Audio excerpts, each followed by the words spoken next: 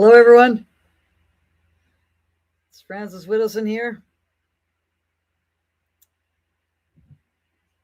Welcome to Unhappy Hour. So, we just had the 2+2Make4Tour discussion about that, which was the first stop, which was Montreal and McGill University. So going into McGill University, just in terms of the university theme. But the reason why I went there is that Kathy Drake and I went to the Cause Bar, conference, which is Canadian Women for Sex-Based Rights, something like that. But it's about trying to oppose men who identify as women from entering into women's spaces. And there are a number of issues. One of the big ones is sports. You probably heard about the sports, men who believe they're women entering into women's sports and kicking the shit out of all the women. But there's also the biggest issue, which was the focus of this year's conference, which was the prisons.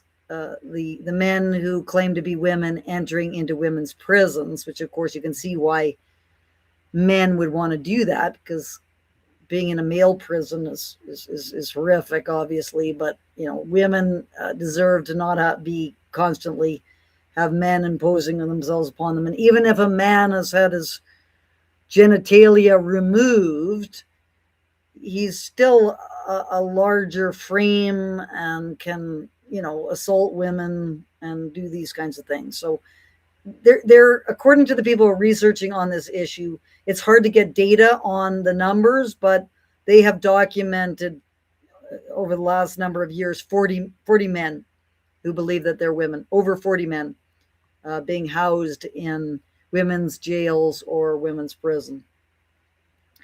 So, but although these policy areas, I was very interested in this conference just to sort of hear some of the policy areas discussed.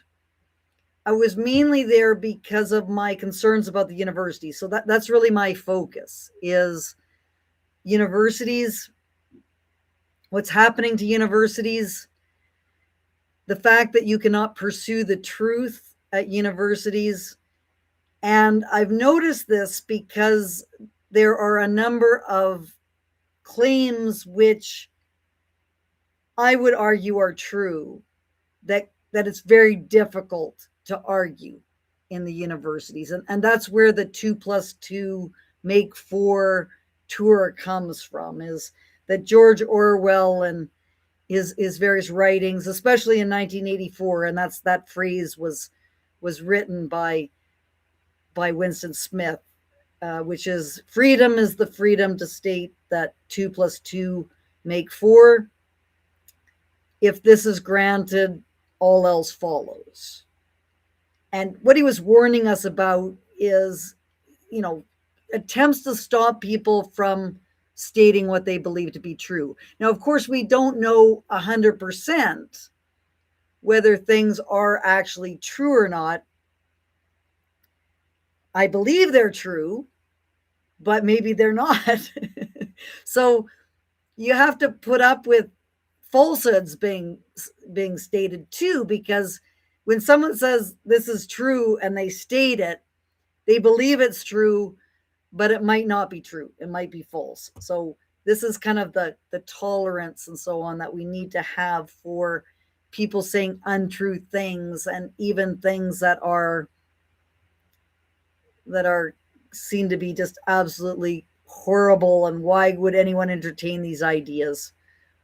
And I just, for people who follow me on X and Facebook, I put one of my favorite segments from Bertrand Russell. I posted that. And it was I'm going to do another video on Bertrand Russell's, this segment. It's about a 2-minute segment. And I was really struck by it because, especially on the question of truth and intellectual matters. And Bertrand Russell is one of the most famous philosophers who's ever lived. I have read his book, The History of Western Philosophy. It is, in my view, the best book that has ever been written. I know it's a high bar.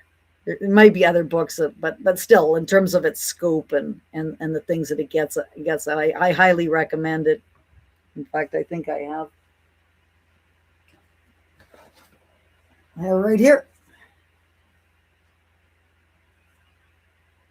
And it's not exactly it's not exactly easy reading. Well, he's a great writer. That's the other good thing about Bertrand Russell is his ideas are very interesting, but he's an incredible writer. And he goes through all the philosophers from ancient Greece through to the modern period. And anyway, in this segment, he says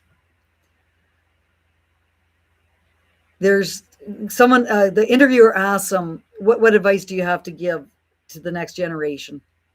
And Russell says,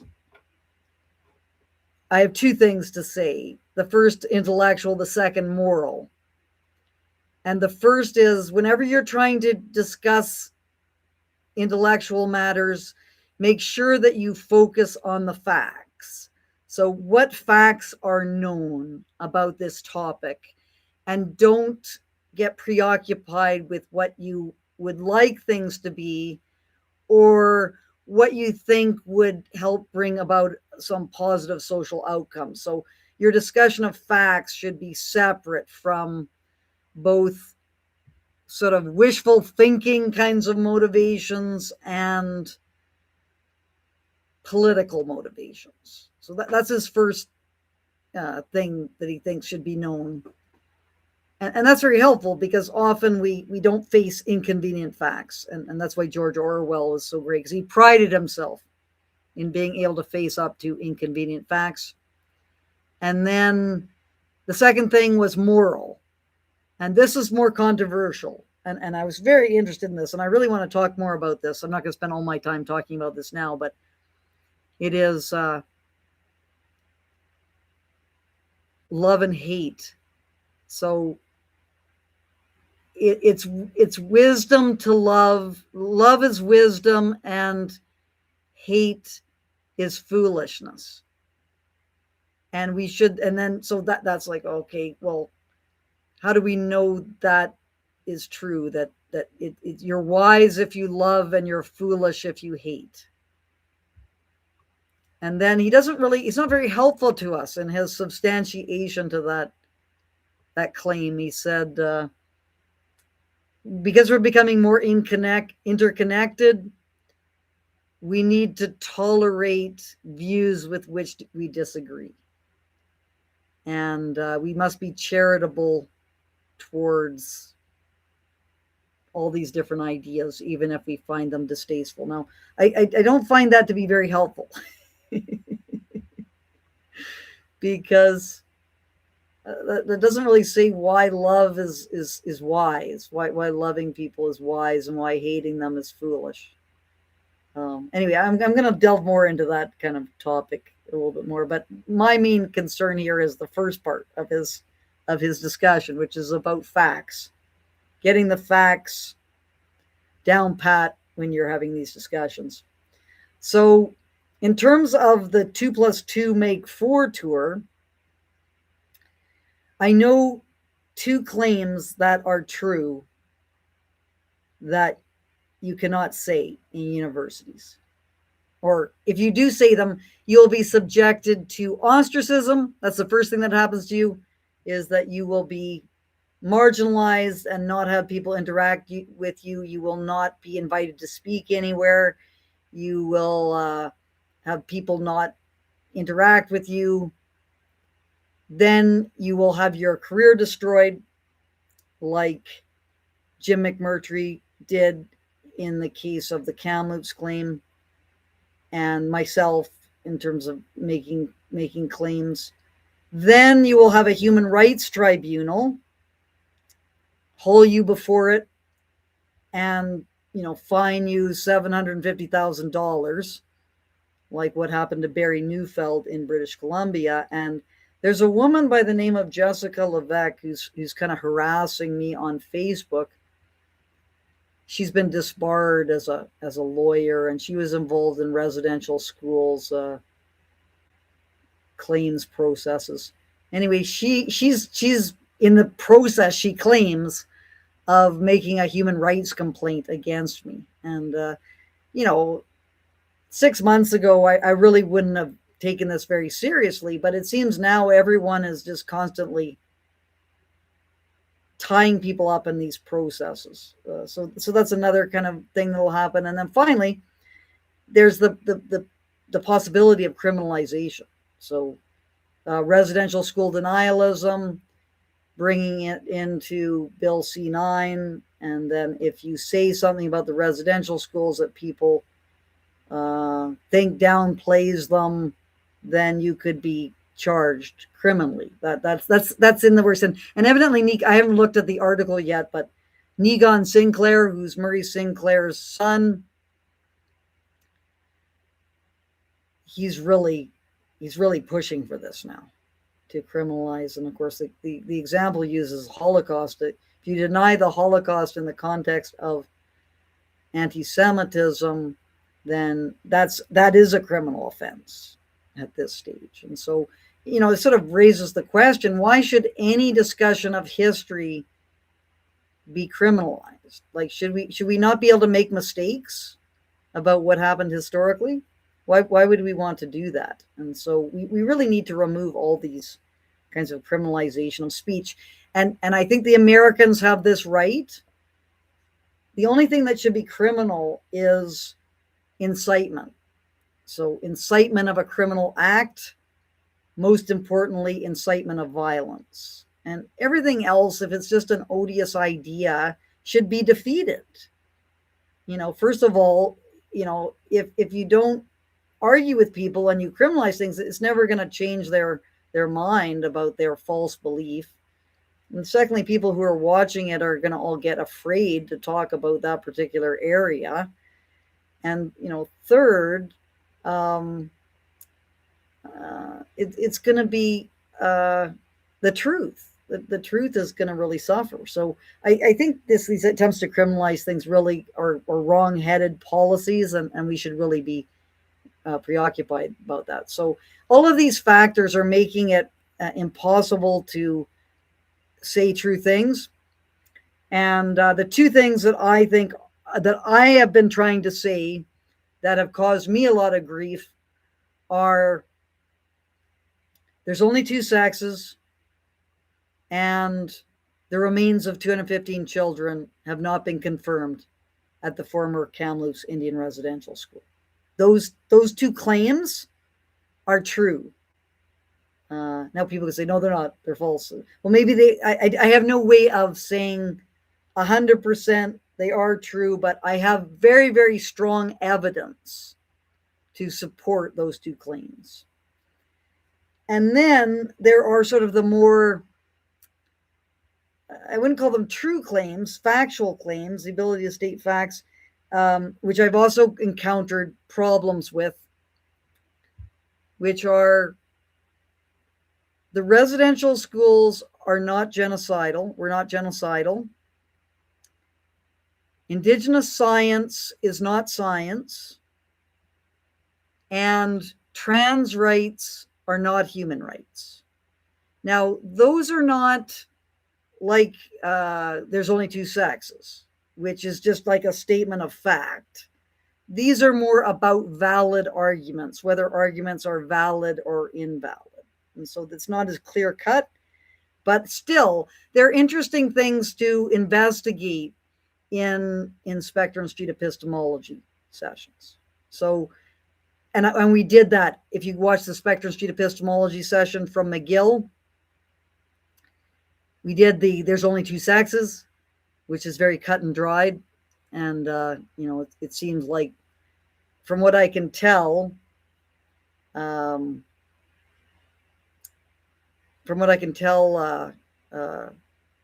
I lost my train of thought.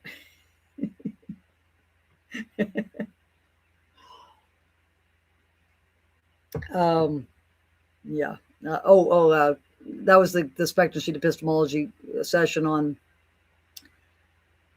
trans rights are human rights. I got Leslie to on the mats to discuss that, and that was a hard one to talk about because it requires definitional. Often these kind of political, moral kinds of claims involve definitional kinds of arguments to figure out what your definition. So if you're going to say trans rights are human rights, that's the first thing we started with was what are trans rights?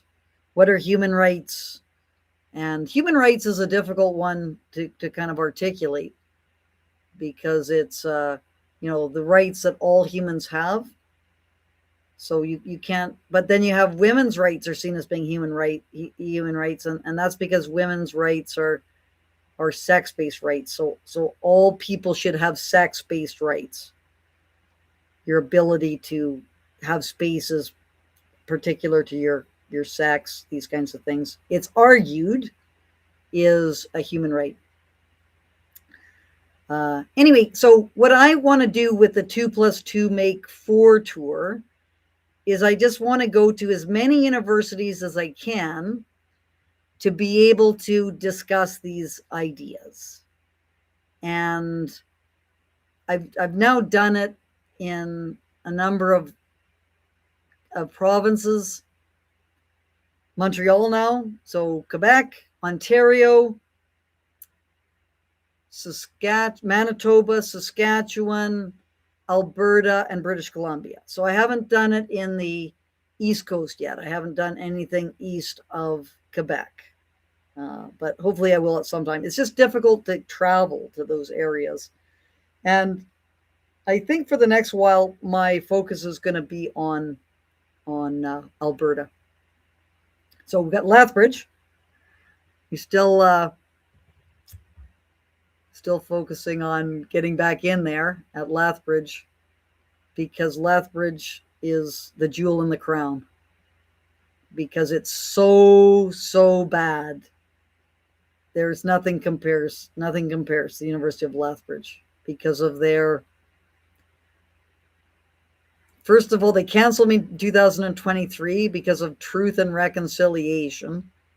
And then when I went back there in 2026 just to do the spectrum sheet epistemology with someone I disagreed with, the university sent out an email to everyone, and then I got hunted down and went through this huge meltdown. And then the following week, they held a smudging ceremony in the room that I was in to get rid of the negativity. And Leroy Littlebear, the vice provost, said that he was really, he thought that the students had done a fantastic job in neutralizing me, which was, of course, assaults, unbelievably abusive behavior, harassment, and so on, just for trying to have a discussion about whether the residential schools are genocidal. And then we had Jessica Copley, who's a professor in English.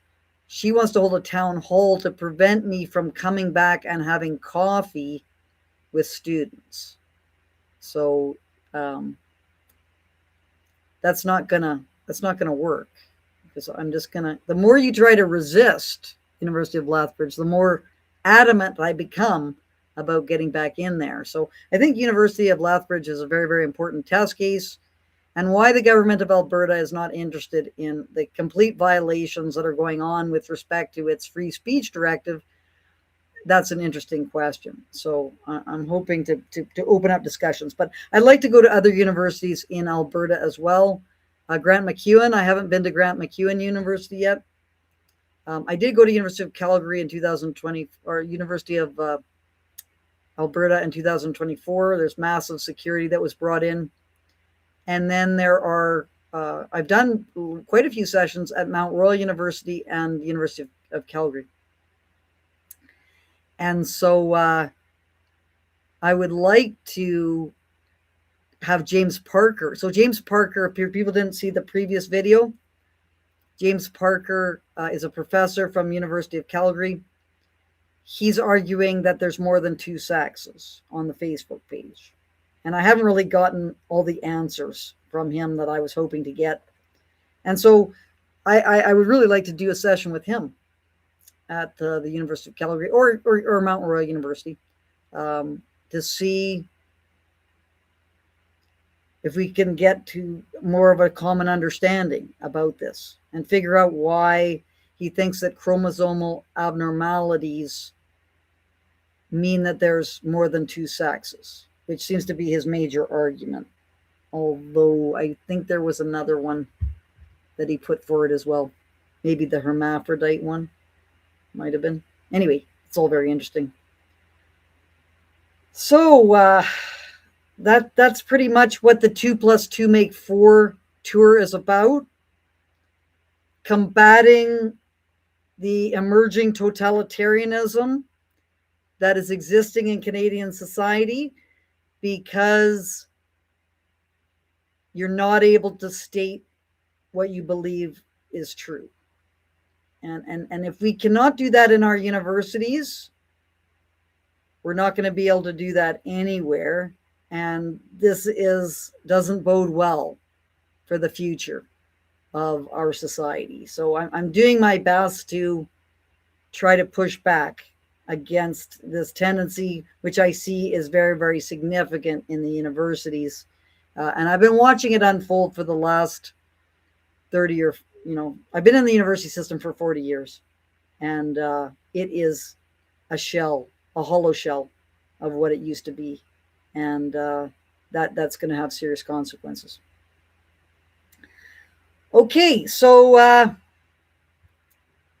let's have some questions.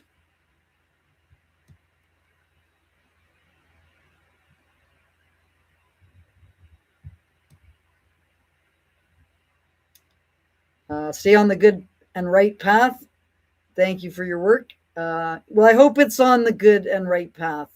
I think regardless of our political affiliations, we can agree that the truth is important. So we need to establish that first. The truth is important, and then we should be able to pursue the truth, and then we can get into the disagreements about, whether the capitalist system is the best system or not, or all these other kinds of issues. But unless we have the ability to pursue the truth, we can't really have those kinds of political discussions. Hope you had a nice trip. Someone says, I assume that's to Montreal. Yeah, it was because I lived in Montreal in 2013 to 2014 for a year. And it was really a great time. And I was able to go to a couple of the places that I used to hang out. Cafe Cherrier, in case people want a nice restaurant to go to in Montreal. And the Billy Coon on Montreal. It's a Czech bar with the ostrich heads. If you're in Montreal, I highly recommend. It's close to Saint Denis and Montreal. Anyway, it's a great bar. It's become a little bit more grunge in the last 10 years. But Cafe Cherrier is basically unchanged. The other excellent restaurant in Montreal is L'Express, which unfortunately I wasn't able to go to this time around, but it's one of the best restaurants in Montreal and not that expensive. It's a bistro style restaurant, so none of these places are expensive because you have to be on a budget. Are you following Bill C9, which would remove the sincerely held belief defense? Yeah. Yeah, well, it's not surprising. We don't want to have sincerely held beliefs protected. It just is, it boggles the mind why these things are happening. Like it's just pure totalitarianism. That's the only thing that explains it. But I should get more into the discussions about Bill C9, especially since there was a memo where they wanted to include residential school denialism in Bill C9. Leroy thinks he's Febreze. I'm not sure what that means. That's Leroy Little Bear. Explain what it is about Leroy Little Bear. I don't understand that comment. What is the plans, counter plans? So the plans and counter plans. The first plan is go into University of Lethbridge to have coffee with students. So I'm going to go down there for a number of days because I love Lethbridge, and I think the university is fantastic. Well, apart from the totalitarianism, it's beautiful, like nestled into those hills. Yeah, but I'd like to. We'll see what materializes. So that's the next plan. Working on this documentary, of course, called Dig, with Simon Hergott, the brilliant cinematographer. Anyway, he's working away. He's having to do, because I'm basically just a consultant. I'm not. I'm part of the writing of it, but I'm trying to improve my skills in terms of my ability to edit and do things, but I'm just woefully inadequate. So that has been a major burden on Hergott to have to take up the slack. But anyway, so that's under work. We're hoping to have that done before the May, the 5th anniversary. So the 5th anniversary of the Kamloops claim, May 27th. And yeah, so that's taking a lot of time. And then I would like to go to Grant MacEwan University, which I haven't been to yet, to talk about some of these claims, maybe the unmarked graves. The remains of 215 children have been confirmed. The Kamloops Union Residential School, talk about that in the Spectrum Street epistemology session. So that's kind of down. It's in the future. So I'm just looking. Sorry, I keep on skipping over things. So that's the plans or the counter plans. Unfortunately, Francis, no good deed goes unpunished. Is that true? I've never quite understood that comment, but certainly some good deeds do not go. They are punished. Good deeds, like speaking the truth, that'll be punished for sure. How was Montreal? Yeah, Montreal was great. The weather was horrible. It wasn't that cold, but it was really gray and miserable. But it was good. It seemed to be a bit depressed. Lots of graffiti and stuff everywhere. Why is truth important? Good question. Truth is important for its own sake, because we should face the world as it is, not as we would like it to be, because that's what enables us to function effectively with other people.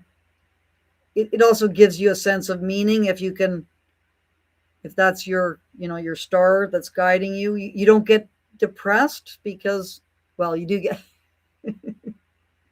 you can't help getting depressed, but it helps you see even when people are fighting you on various things and calling you names, it really doesn't matter, because you have this ideal that you are fighting for. And so everyone needs to have that, an ideal that they're fighting for. Otherwise, all the things that are acting upon you seem unbearable. And so psychologically, that's important as well. And then totalitarianism. This was one of George Orwell's main points, is that if you don't have the truth, an idea of the understanding of objective truth, it just becomes all about power. And you really have a major weapon which you have taken away from you. because that's how you can, when people are trying to manipulate you and deceive you, a way to fight back against that is to show how what they're saying is untrue. And if you don't have the objective truth anymore, there's no way to fight back against that. So that's there's a number of reasons: psychological, political. It helps you to control nature more too. Like you're able to fight against things that are plaguing the human species. So there can be kind of economic, productive reasons why the truth is important. Yeah, so Prairie says they think they have a definition of hate. This is a major, well, we should be allowed to hate. Like hate, what is it? I was on a podcast and it was saying they're trying to criminalize emotions. That's what hate speech is trying to do. And we should be able to express our emotions. Saying you hate someone, something, etc. Why would you want to prevent that? Like, that's going to submerge, it's going to really kind of make these emotions stronger and worse for people rather than working it out. Like I don't hate. Like if I'm hating something or some person, I've got something in my system that I need to deal with. Because I shouldn't, no one should be hating. Like if you hate, it's provoking some kind of response that is, it seems to me to be unnecessary. It's not really necessary to hate anyone. Like even people who you really have done you great wrongs. Is it really productive to hate them? What does that do? Maybe someone has an answer to that. Maybe I'm not considering a whole bunch of things. And Bertrand Russell says, hate is foolish. But why? Why is hate foolish? And loving is wise. To love is to be wise, and to hate is to be foolish. He didn't really provide very good arguments about that. Yeah, in my case, no good truth goes unpunished. Yeah, I've been punished. I've been seriously punished for saying true things, and I continue to be punished. So Mount Royal University says that my speaking the truth is this means I can't be reinstated, because when people hear, well, they didn't put it this quite this way, actually. So I should be. I'm kind of, I guess that's kind of misrepresentation, because they didn't say that exactly, but they said that, like I was talking about, one of the biggest articles that they have a problem with is I was talking about how the union had been captured by equity, diversity, and inclusion ideology. So that was a peace in minding the campus. And everything I said in that article was true. And they said, aha, this article is evidence that you cannot be reinstated because you cannot get along with your union. Your criticism of your union shows that you're not able to get along well with things. And first of all, criticizing the union is protected by academic freedom. So they're saying that what I'm saying as I've been pushed out of Mount Royal University, which would be protected if I were working there, is a case against reinstatement. So the whole case is mystifying and Kafkaesque. It's Kafkaesque. And the fact that everyone keeps on playing along with this, is an indication of institutional failure, massive institutional failure.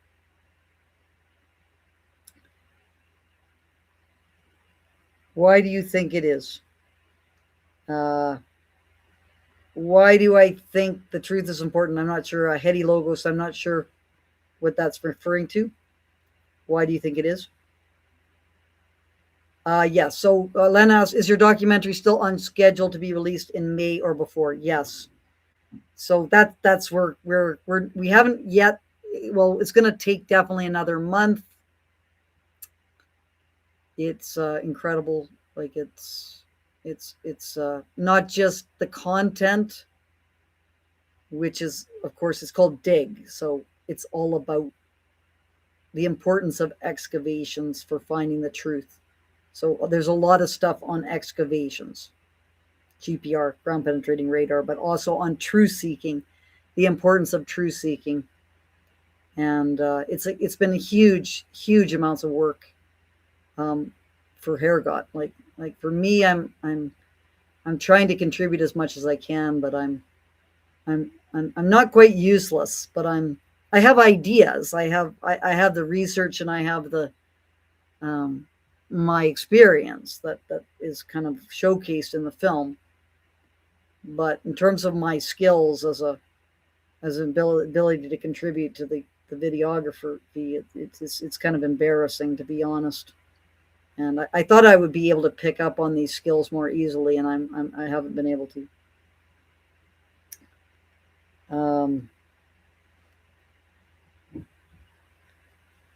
You caught me. So let's see here. So Tony says that drink looks non-alcoholic, Francis. Shh, don't say anything. Yeah, like after Montreal, you know, I have to kind of take it a little bit easy, because Montreal was a bit over the top in terms of that. So yeah, so I'm high on life. So I'm just vicariously enjoying what everyone else is getting up to.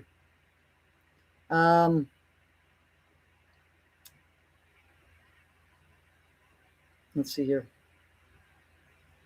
Sorry, I skipped over stuff. Yeah.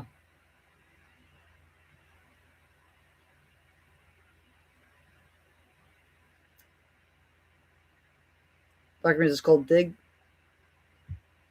Oh, for visa. Sorry, I my thing went down to the end.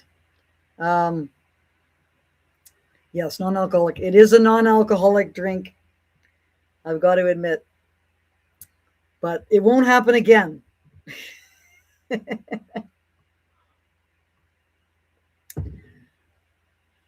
What happens to Barry Neufeld if he refuses to pay?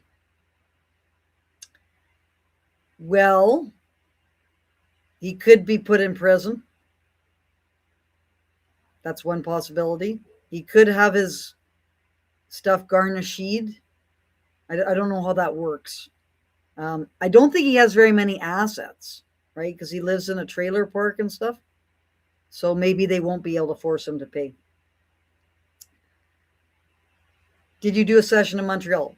I did a Spectrum Street epistemology session at McGill University. I didn't do a presentation at the COSBAR conference. I listened to 5 presentations.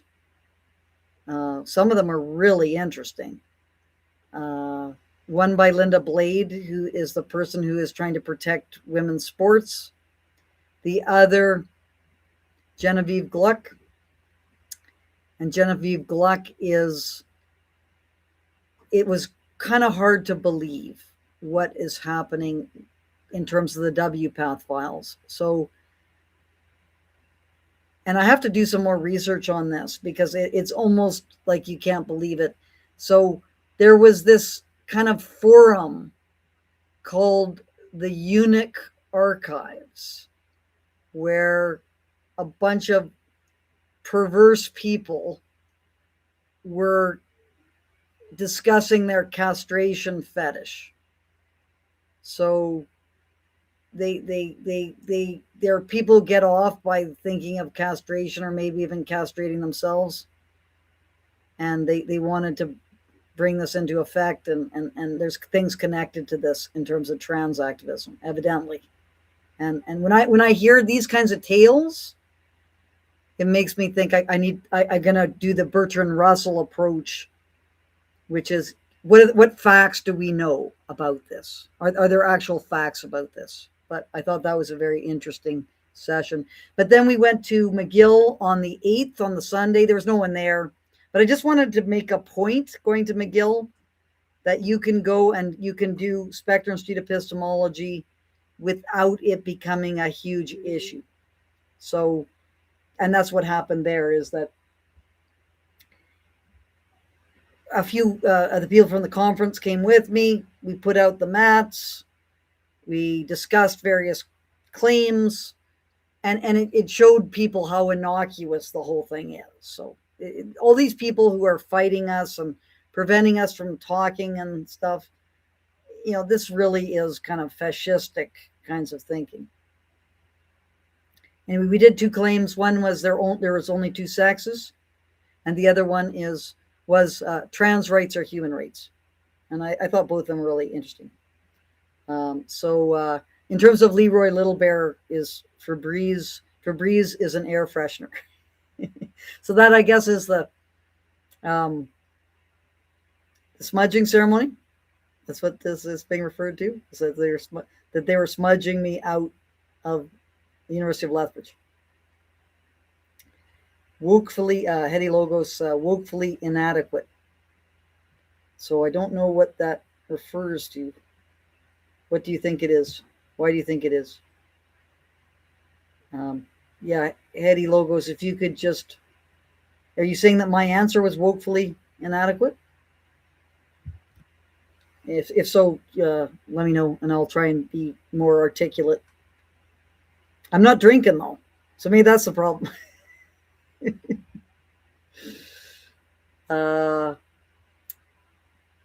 Is the documentary just called Dig, or maybe Dig, or possibly Dig? It's just called Dig. That's the main title. I'm not sure if we're gonna have a subtitle. I was hoping to have something like Uncovering the Grave Error at Kamloops as a subtitle, but I think it's just going to be Dig in the main thing. How can we financially support you? I have a fundraiser, so that's one way to do it. And if you prefer e-transfer, it's last name, first name, so Widdowson Francis at gmail.com. And that would be greatly appreciated, because, Juno News, I had to cut ties with Juno News because of the demand that Simon Hergott be canceled for his views on his YouTube channel, which, it's kind of sad. I'm not going to cancel. My criterion for working with people is, are they the best person to do the job? And Simon is definitely the best person to do the job. So that's all there is to it. Anyway, so there's a fundraiser. It should be, I'll put it in the comments, and then if you want to e-transfer, that's the other possibility.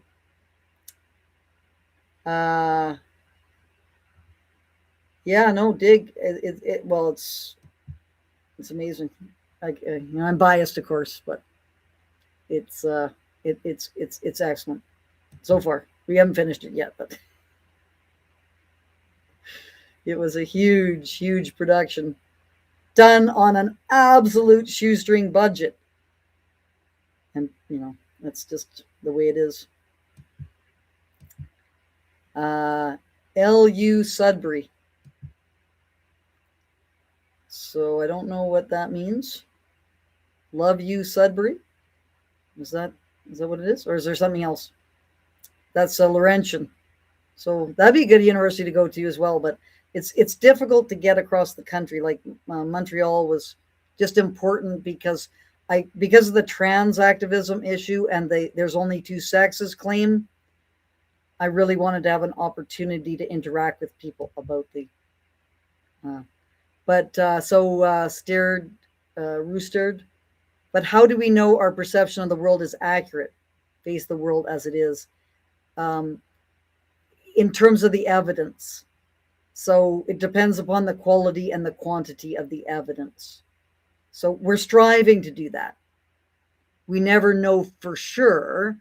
So is me saying that there are only two sexes, is that an accurate perception?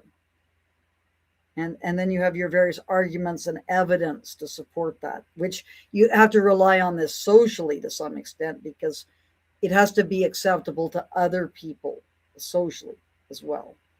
And this is it's a difficult process, but that's kind of how one engages in that. So Tony, sorry I couldn't get to meet you at UVic. I rode my bike there to support, but those idiots had dragged you away in the police cruiser already. Yeah, so UVic, and I have my master's degree from UVic, so I'm very well aware of UVic.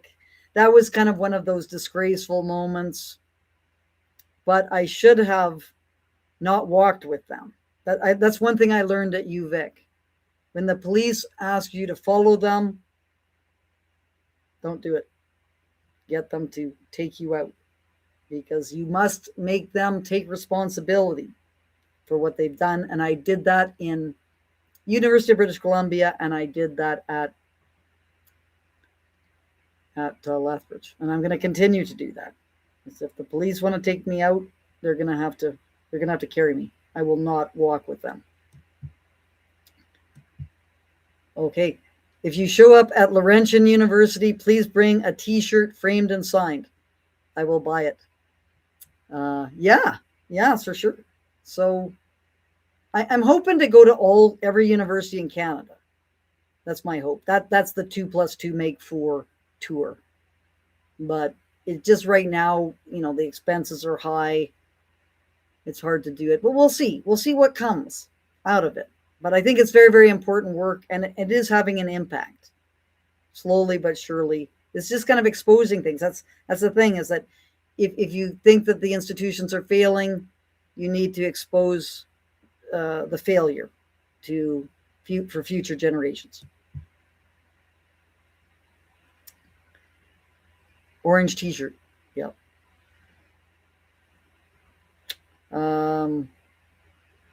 Yeah. Bring an orange t-shirt. Will do. I just emailed you the clip on Bill C9 from about an hour ago. Okay. I'll check it out. You should bring a teepee for your woke mob change. Okay. TP. I don't quite understand that. That comment. It is emotion and thought control. Yes, it is, and it's compassion. That's what happens. Using compassion to manipulate people. Christians are supposed to have sin. Lying is a sin. Hate it, the lie, not the liar. I agree. Yeah, we should try to minimize our personal attacks. I don't know. Sometimes one doesn't rise to that level, but sometimes it certainly is the ideal, is to just focus on the ideas, not on the individuals that are involved. When do you want to eat? About half an hour or so. Okay. Dinner's coming. Fantasy flies out the window when truth punches you in the face. I've heard that before. That is, yeah. And that's what I try to do metaphorically. Not threatening, but it's like shock, like the shock of just, you're going to state the truth regardless of what people are going to do to oppose you. Christians are supposed to hate sin, says Rooster. Yeah. So, but it's hate the sin, not the sinner. So, and I guess that is probably when hate is the most positive kind of emotion, is when you're hating a really horrible idea. It is to control narrative. Yes, this is I think the before emotion and thought control. Sin has consequences. Uh,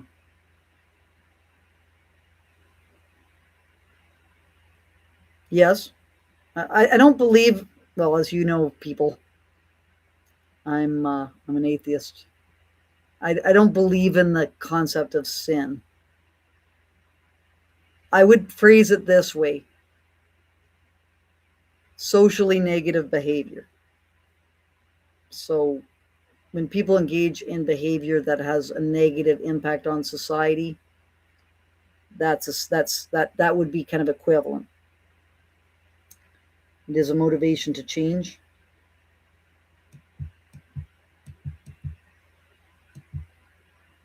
I don't know what that's referring to.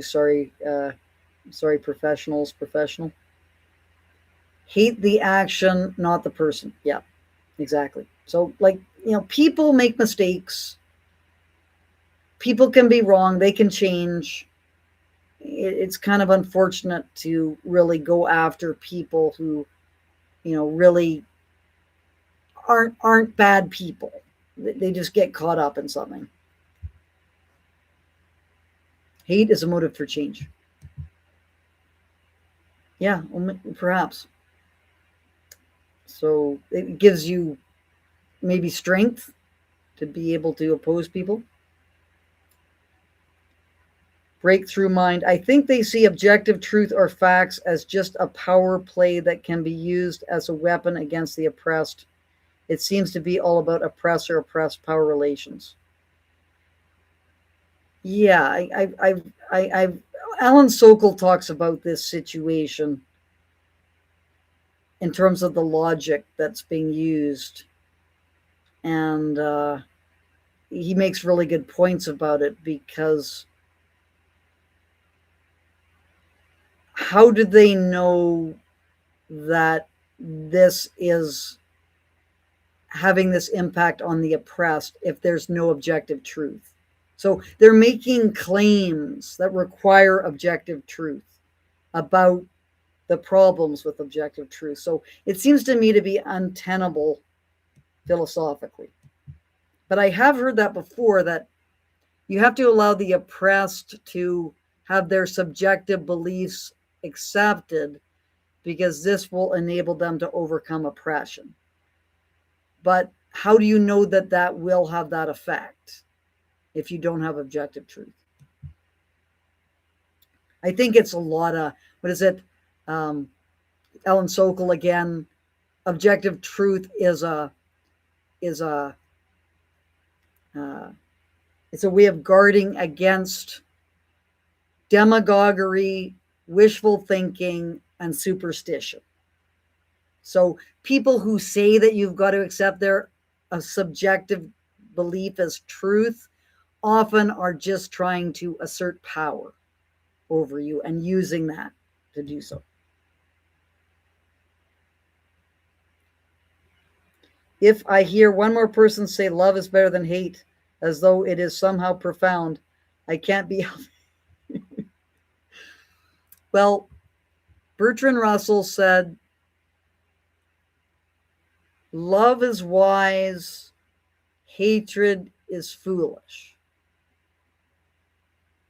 You have the same reaction to that? I find it a bit perplexing as to why that's the case. I feel like I want to go with it, because I want to feel that we can all work together, that we can, like, we want to have positive interactions with people, as opposed to um, putting people down and so on. But sometimes, like, insisting upon love is a way to manipulate people. It's sort of like this be kind kind of argument. And so maybe that was just muddled thinking of Bertrand Russell. He had a better one. Actually, I have it. I wrote a piece on this. I'm not going to be able to find it here.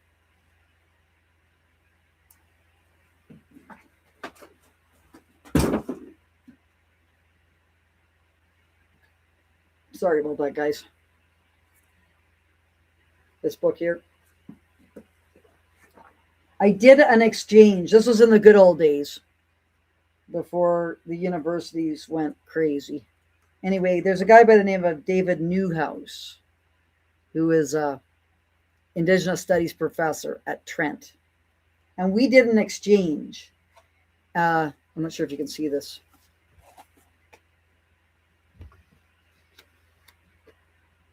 Okay, so he's saying the good mind. He had this concept of a good mind.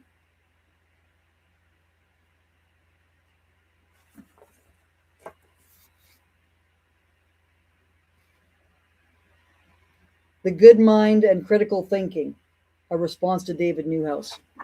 And what I did there is I compared David Newhouse's idea of a good mind, which I believe is a Haudenosaunee or Iroquois idea, with Bertrand Russell's The Good Life. And it's a piece in his essays called The Good Life.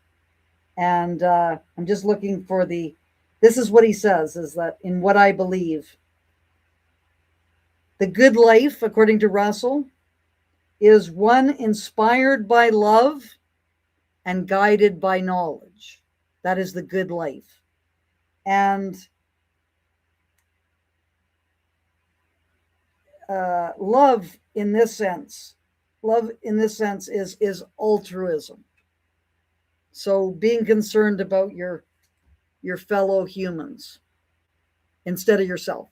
It might even be similar to the idea of virtue that the Greeks had. So the public interest as opposed to self-interest. So it's inspired by love and guided by knowledge. So, public feeling, social concern, altruism. But in order to be effective, that has to be guided by knowledge, which is, an accurate understanding of reality. Because, and the example he uses is in the Middle Ages, they wanted to guard against the plague. The priesthood wanted to guard against the plague. So that's a loving idea. You want to help people. You want to prevent the spread of the plague. But to do that, they invited everyone. They got everyone to come into the churches to pray to get rid of the plague. But of course, that spread the plague because you brought everyone together in close quarters. So that's an example of love that is not guided by knowledge. Anyway, that was a good exercise, and so I was very familiar with Russell's kind of quadrant, the Russell quadrant. The professionals, Francis, what will you say when the Conservatives vote for Bill C-9? Yeah. I'll be outraged. Well, sex is not on the spectrum. Feelings certainly are. Yes, they are. Good point. Remember, life is nature's way of keeping food fresh. I'm always kind of intrigued by that comment.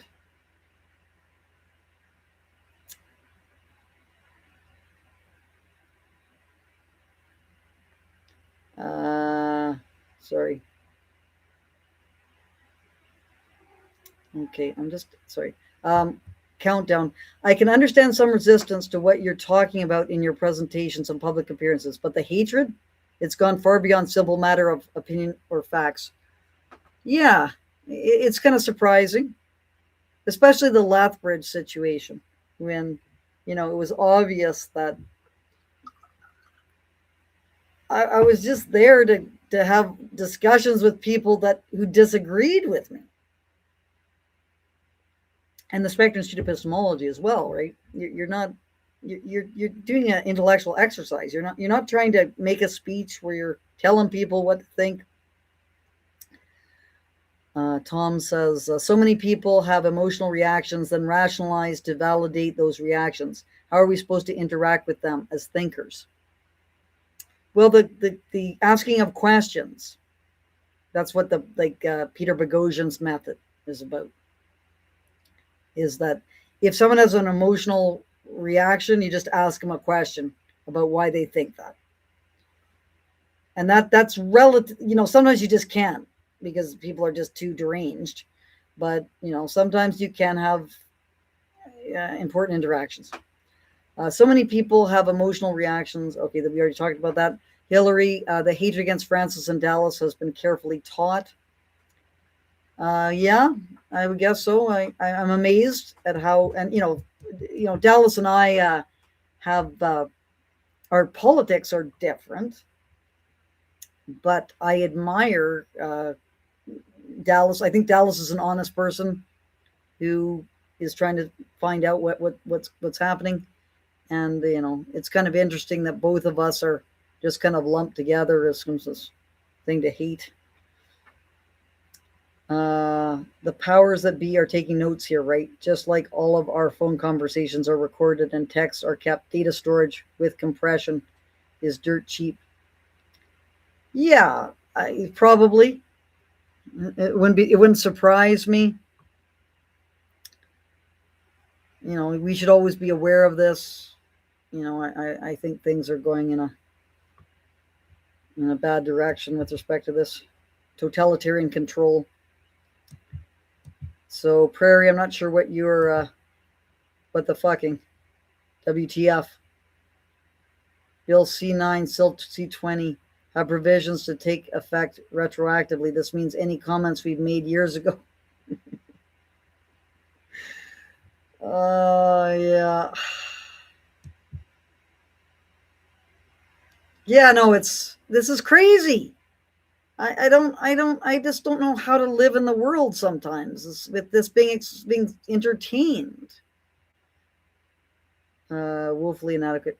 Your editing skills are woefully inadequate. Yep. My editing skills. Yep. C9 passed committee yesterday. Oh my God. Yeah. Like they won't stop.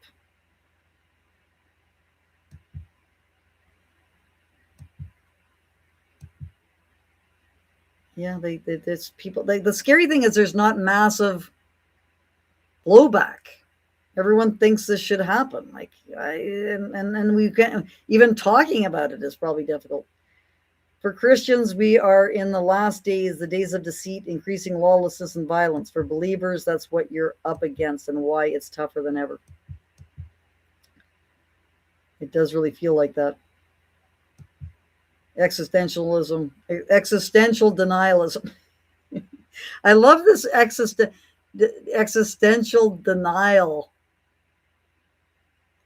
It's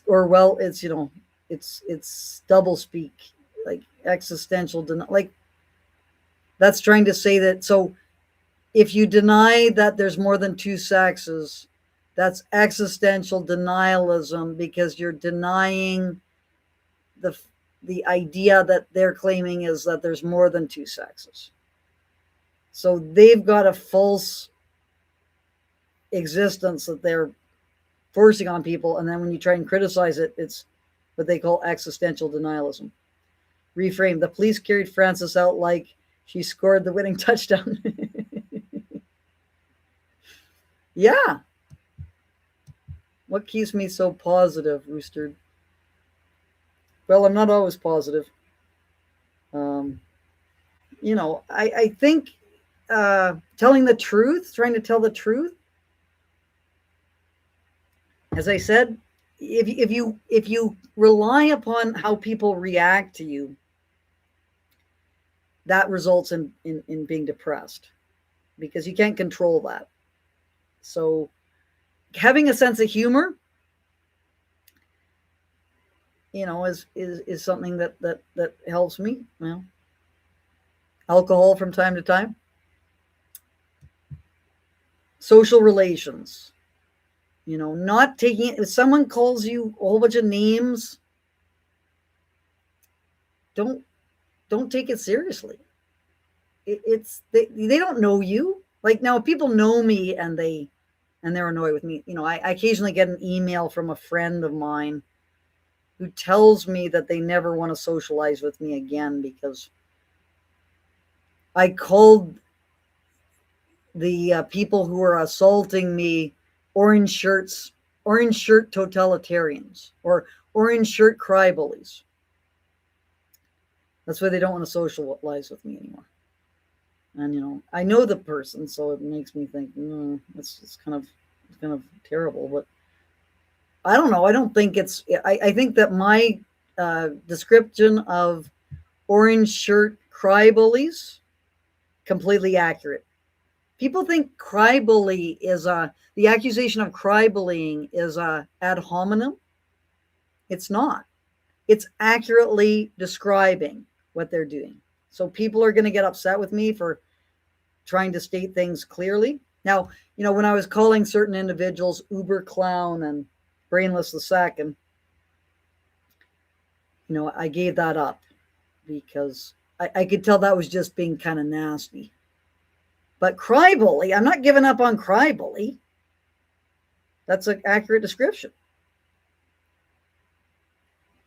Did Rebecca Alty ever release the documents regarding, this is the excavation progress reports? Yes, they've been released, but they're entirely redacted. So this was, unfortunate. But still, like, it's there should be Pierre Poilievre, the Conservative Party of Canada, should be asking questions in the House of Commons. Why aren't they doing that? So we need to get on to the politicians for accountability. We have no transparency and no accountability. When they physically went after Ann Coulter at the University of Calgary without repercussions and full uni support, I knew that Canada was cooked. Yes. Yeah. It's shocking. And people who don't agree with Ann Coulter would say, well, that's fine. Who cares if Ann Coulter gets canceled? It's not the point. It's the fact that you can't cancel people for their ideas. If you cancel people for their ideas, you're not living in a democratic society anymore. But yeah, a tent or teepee to separate you from the mob so you can record properly. Yeah, a tent or a teepee. But they would all crash into the teepee and stuff. Term socially negative, Rooster says, the term socially negative behavior is ambiguous.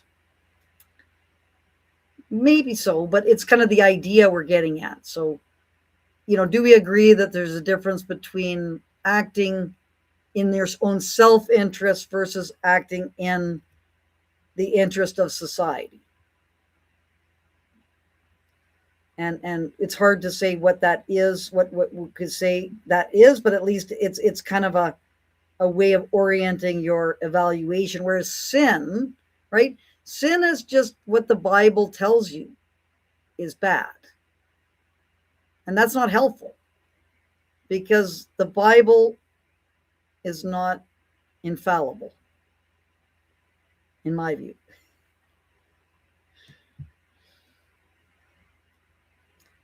You color your hair blue and then they'll have to listen to you.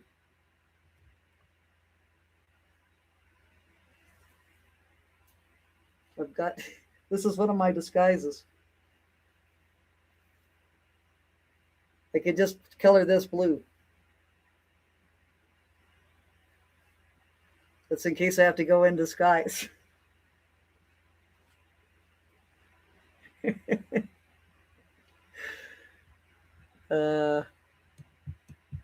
Hate could be means of change, and you realize that something's bothering you, then change and deal and move on and grow, that kind of change. The professionals, yep. So, I'm being convinced here. I didn't think hate had value, but maybe it does. Well, you shouldn't criminalize it anyway. If we do hate things, It's an indication of something, and we should deal with it. Denying negative things also denies the positive solutions and oaths forward. Seek to understand what another understands. I would agree with that. We should be open to correction. Hatred can blind you to possibility and opportunity. I find this, I want to do another video on this Bertrand Russell quote about the love and hate, because I think that's a very complex statement.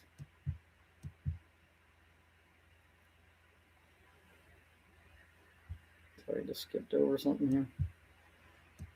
here. We're at an hour and 10 minutes.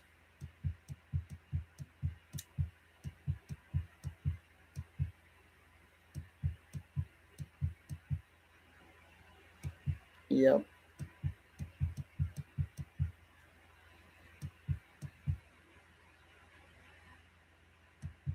Yep. Bertrand Russell has a book, Why I'm Not a Christian. Yep.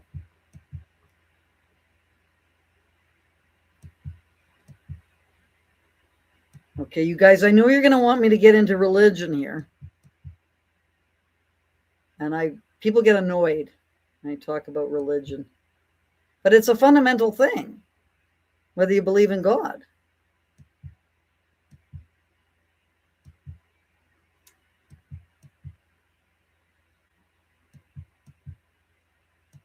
Yes. I think Bertrand Russell, like him, love him or hate him, he's always got something interesting to say.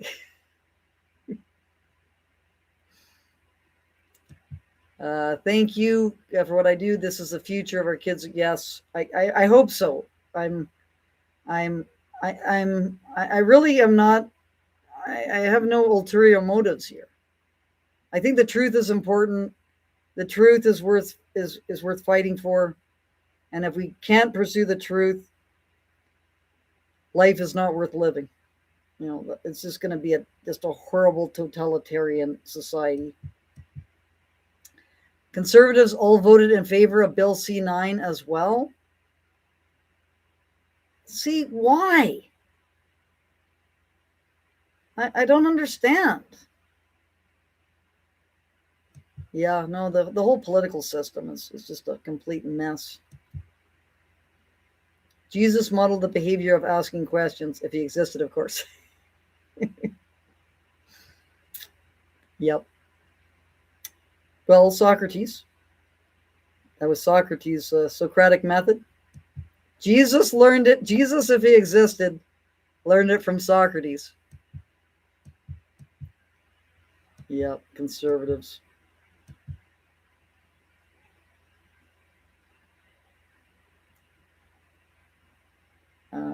But there's their life after death. That's the question. Has there been any explanation from police regarding the fact that they are allowing certain protesters, such as students at the university, to do various assaults on you and your friends? No. The police are, but Dallas Brody and her staff have been pursuing this. And I'm not sure if people have heard that, but Wade Grant, who is, he's federal, right? He's an MP, liberal MP for where Dallas is the MLA. He sent some of his staff members to egg on the protesters. Anyway, Masha Kleiner, Dallas Brody's staff member, went in and filmed and got pictures of these staff members, and there's this big brouhaha about that, but it appears that that's evidence of that. And then Stuart Parker called Wade Grant in a Substack a fascist. And I was like, whoa, because that's in the current kind of climate, making those kinds of accusations is very dangerous, but I'd have to look more at is all attempts to, egg people on, people are beating people up and so on, is that always fascist? I think that might be a little too, might be a mischaracterization, but certainly totalitarian in his intent.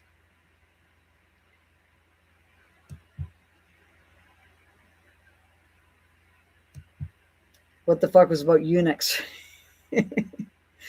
So Genevieve Gluck, who's Redux, so she's a journalist with Redux. She's been investigating this for a number of years. This eunuchs, what the hell is it?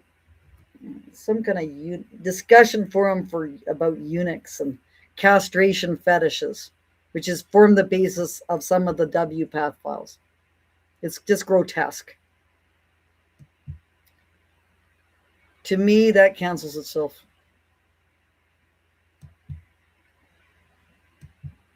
Double negative. Yep. Majority of people police are shit too. In these big cities, at least, any cop who disagrees is at risk of losing their job. Yeah. No, it's where's the third gamete? Yep. That's the argument. So in order to have a third sex, you need to have a third gamete, and there is no third gamete. That's an interesting question of whether you need a third sex to have need a third gamete to have a third sex. It seems to me to make sense. Uber Clown and Brainless II are hilarious, and you had to give them up. Yeah, I liked Uber Clown and Brainless II. I really like that. But it's true, like, I don't know. It was a hard one for me because it gave me great joy.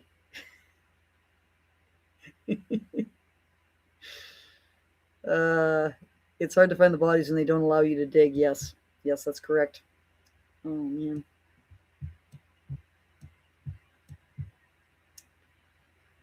It's hard to find the bodies, Yep, that's the thing. You got to dig. You got to dig in order to understand, to find out. And that's just nonsense. Everyone who's saying don't do that, it's just evading the issue.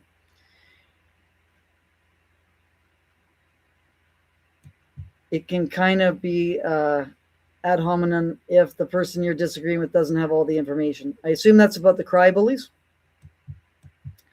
Cry bully is a specific term about people who are attacking and are aggressive, and then when you react to them, they say, "Oh, I'm a victim. I'm being attacked." Grandma Shingoose. So the best example. Grandma, I'm Grandma Shingoose. Ah, grifter. Grandma's a grifter. Yeah, the braids, wig of the braids. It's pretty funny seeing yourself in a wig. Do you think the universities globally changed? When do you think? So they've been changing since the 1960s, and then in 2014, that's when I noticed it in Canada. And Jonathan Haidt mentions this as well, The Coddling of the American Mind, 2014. Don't give up the ship. Let's not give away our country because we fear to be controversially correct. Yeah, like it's worth fighting for. Fight, fight, fight. I don't understand people who don't want to fight. That's what makes you demoralized, is when you don't continue fighting.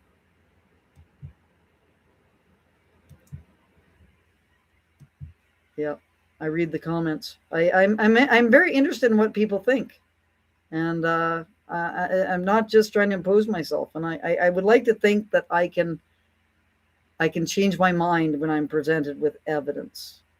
I hope I do that. That's something that I value.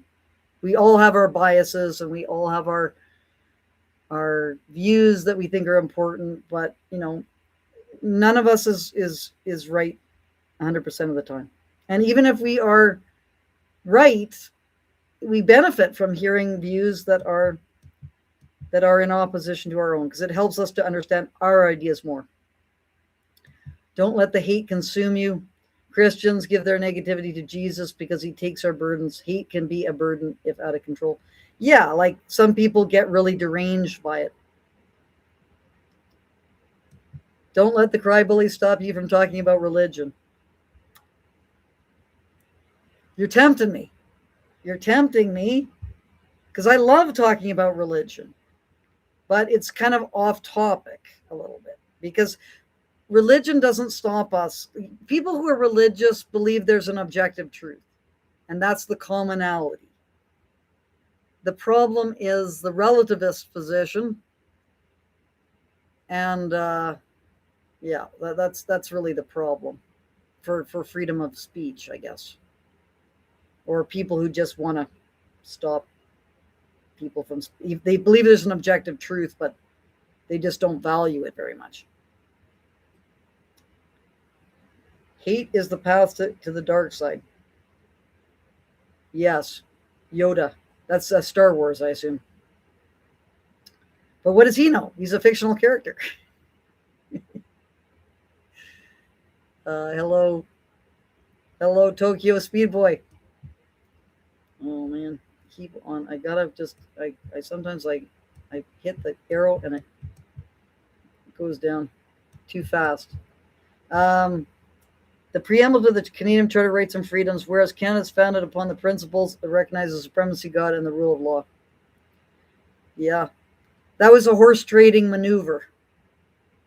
I think it was Pierre Elliott Trudeau agreed to that because he could get something else. There's horse trading that went on about that clause. But I don't think that should be in the Constitution. In fact, I think I signed a petition at one point.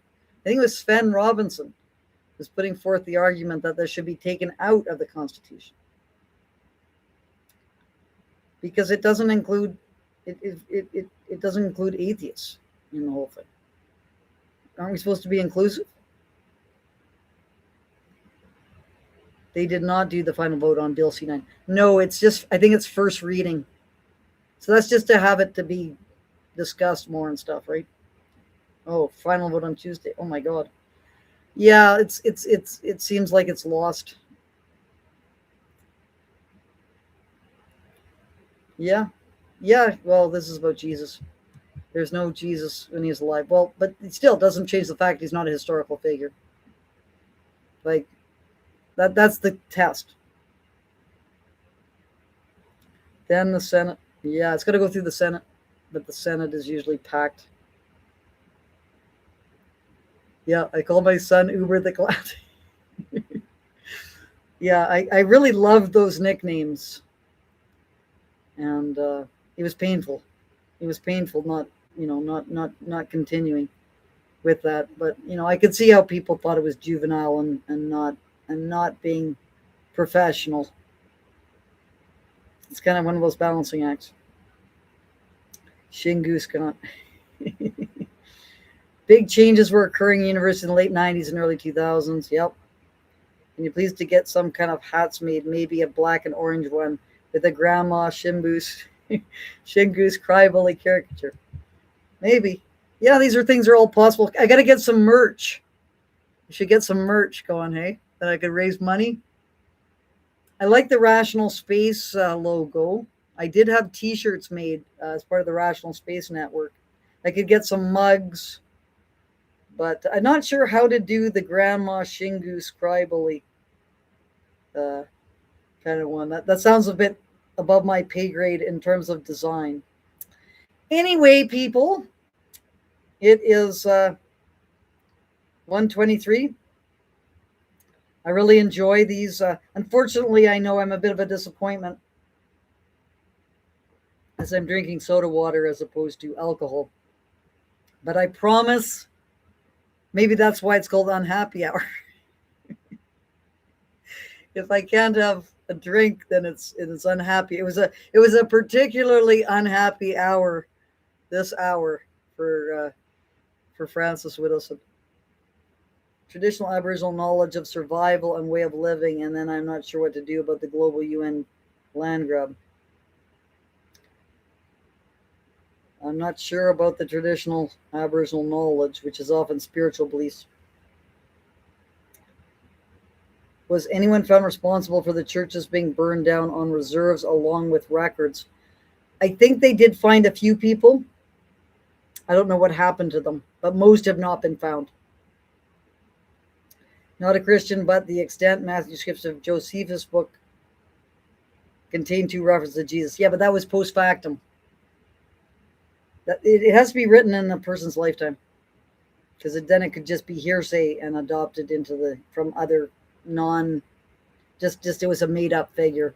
I know this is annoying for people, but it's kind of an interesting argument about hearsay when hearsay is evidence. Okay, I think it's done. I think we've had a great session. And so what I'm doing here is I want to do videos Mondays and Wednesdays, because I think Monday, Wednesdays, and Fridays is too much. It's going to be to put too much pressure, and then it might not be enjoyable anymore. So the idea is Mondays and Wednesdays at 4:00 p.m. Mountain.